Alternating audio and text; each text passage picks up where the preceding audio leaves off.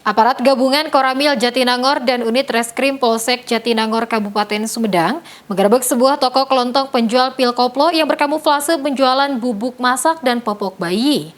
4 orang pemuda diamankan lantaran berada di dalam toko saat penggerebekan.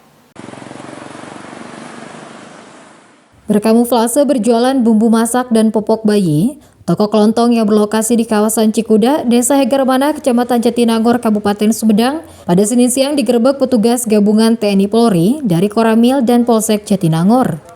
Pasalnya, toko tersebut ternyata menjual pil koplo berbagai jenis dan merek dan telah memiliki banyak pelanggan. Saat dilakukan penggerebekan, aparat gabungan menemukan puluhan pil koplo serta 4 orang yang diduga merupakan penjual obat terlarang tersebut. Penjualan obat terlarang ini terungkap dari adanya laporan warga kepada pihak Koramil Jatinangor. Sebelum digerebek, petugas Koramil sempat melakukan pengintaian selama 1 pekan lebih. Beberapa hari tutup, kebetulan tadi saya lewat, saya mampir, ternyata saya lihat memang banyak juga. Akhirnya saya tidak melakukan penggerebekan sendiri, akhirnya saya telepon ke Bapak Kapolsek dan alhamdulillah ditindaklanjuti oleh tim dari Polsek.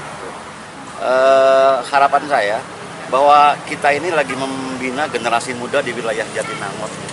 Jangan sampai terpengaruh dengan hal-hal yang negatif. Tapi kalau ada penjualan obat seperti ini kan itu akan mempengaruhi hal yang jelek. Tadi kamuflasenya jualan apa itu? Kamuflasenya ada penjualan Pampers, ada kayak kopi saset seperti itu, ya itu mungkin warungnya seperti itu. Tapi ternyata di sana ada berkumpul 4 orang pemuda, dan tadi selama saya ngobrol di sana juga ada 3 motor yang di sana saya tanya mau beli katanya buat stamina kayak gitu. Saya bilang udah suruh pulang, tidak ada lagi membeli seperti itu.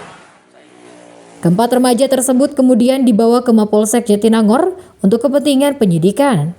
Kepada polisi, pelaku penjual obat bernama Wahyu mengaku obat-obatan tersebut didapat dari bandar asal Aceh.